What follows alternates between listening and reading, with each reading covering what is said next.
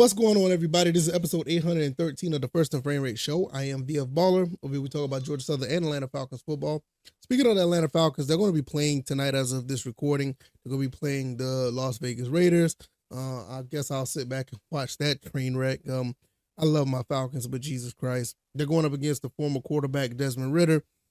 And the way that the Falcons been playing this past few weeks, I'm like had it up to here with them. But nevertheless, we're going to talk about the Georgia Southern Eagles, which, these guys here are pretty much on the road. They're still on a winning streak, and hopefully they can beat the, Sam Houston Bearcats. They're going to be playing against them in the RL Carriers New Orleans Bowl, which will be on the 19th of December. Can't wait to see that game, and I'm pretty excited about it. Also, Georgia Southern is favored in this game, which is really, really interesting because I didn't think they would be. But it just goes back to show you how Sam Houston find ways to win games. It doesn't necessarily bode well for the team. Plus, they lost their coach. He's moving on to Temple. So that's a little bit of dicey right there. But, hey, even though that we're a touchdown favorite, it doesn't mean that we're going to walk in here and win this game. I just find it interesting that we're the favorites. We're going to talk about that and everything everything under that umbrella.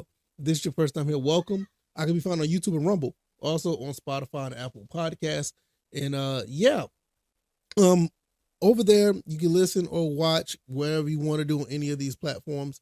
I think Apple still doesn't have the video side up yet, but nevertheless, if you want to follow me on X is at VF Baller. Over there I talk about things that don't necessarily make it to the show, and kind of mix things up over there with my gaming side of things as well. So let's go ahead and get into this.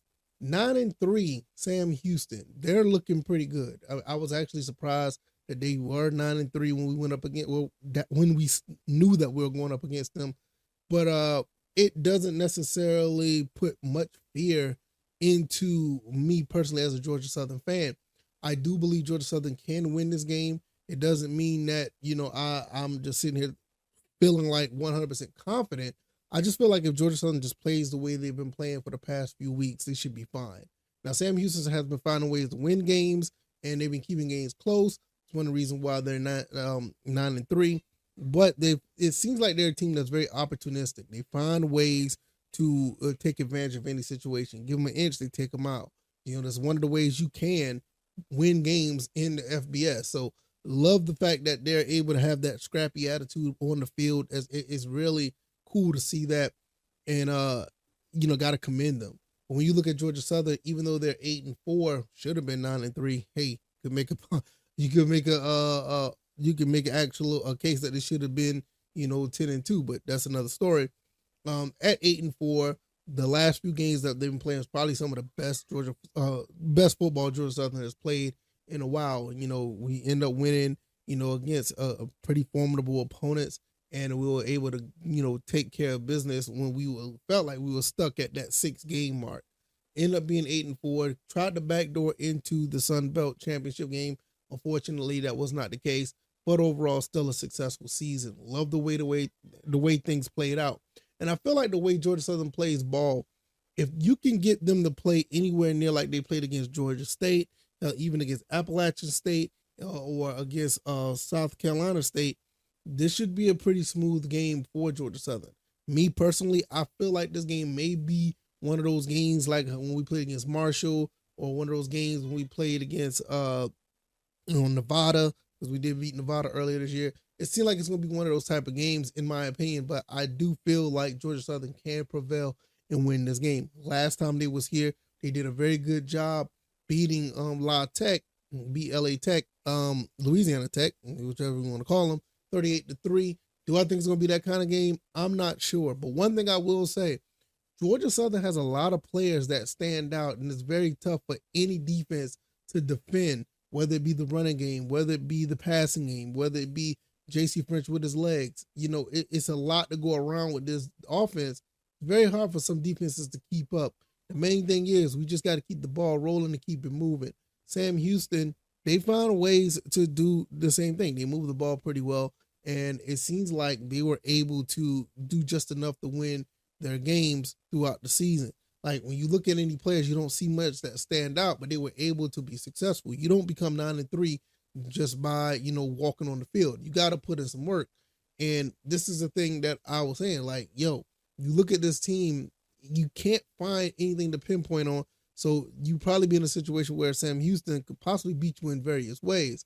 Like I said, here with the predicted matchup, we are favored in this game. We're 6-point favorites. ESPN got us winning this game 60% out of 40, which honestly, this don't mean much anything, but I kind of see what they're trying to do here. JC French, Hudson, I think it's in Hudson. I'm sorry if I got that wrong. Watson, I think I said that wrong. His last name is Watson.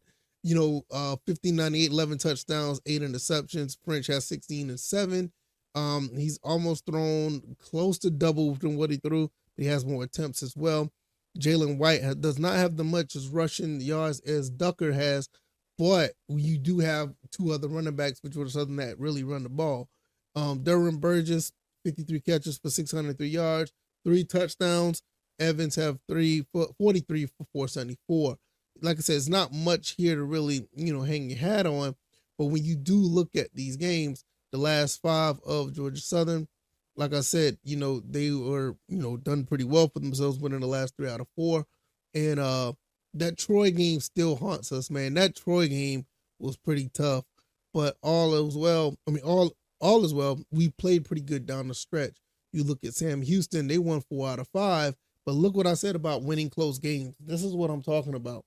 They beat FIU 10-7. They beat La Tech 9-3. They beat Kennesaw State 23-7. They lose to Jacksonville State. I think they're they just won the conference championship, right? But they did lose to 21-11, and they turned around and beat Liberty 20-18. So this is what I'm talking about: winning close games. These are the type of games that you put together, and it builds character for your team. So one thing you don't want to do is really be in a close game with these guys. You want to get out in front really quick and find ways to win. Like I said, with us, even though that this 34-30 game seems like a game that was pretty close, we had to come back and win that game. So it wasn't necessarily a close game. We just found a way to win that game. Shout out to Dexter Williams. He's no longer on the team. But nevertheless, you look at the last few games, the Troy game was the game that everybody pretty much thought everything fell apart. The last 2 games, the Coastal Carolina game was a dominant win. We didn't allow a touchdown in that one play by DeAndre Morris, which is, he just got finished up. He's in the transfer portal now, which is kind of unfortunate, but he was I'm sorry. That wasn't DeAndre Morris. Morris is in the transfer portal, but it wasn't him. I'm sorry about that. Nevertheless, Coastal Carolina did not get a touchdown win, a win at 26-6. In the Appalachian State game, which is 29-20. Don't get it twisted. This game was not that close. It just looked that close, but the game was pretty much dominated for the most part by Georgia Southern. So if we play the way we played these last 2 games, we should be fine. I think we should be fine. I think if anything, if we play like we played against the Troy game, we're going to be in trouble because we could not get the defense off the field. We're not going to talk about the ODU game. So based on the last couple of weeks you see here, you don't see much here when it comes to, what team has actually done, except for, they found ways to win for Georgia Southern. Sam Houston squeaked out a victory against Liberty, and with them losing their coach could be the difference on why, they feel like we are the favorites. I do feel like Georgia Southern has the most talented team.